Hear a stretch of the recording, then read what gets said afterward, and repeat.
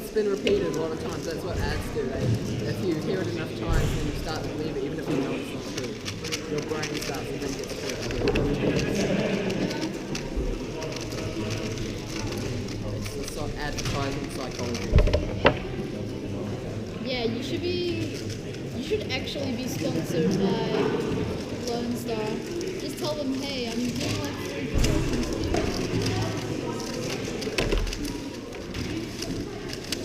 Oh well, I think I'm top 3 in Instagram now. What? Oh, we got I think it. I'm top 3 in Instagram. Oh, yeah. I don't know what it's supposed for. I think you did better than me though. Really? I don't know, you had a good tourney at the end. Also, he's like an LTC. It's like a ZVO at the end. Like that case. I didn't return. I saw that. You kind of like looked at the end. No, because I was like, in memo I was like, ooh, an E-perm, that's fast. And then when I got to it, I was like, wait, how do I do an E-perm?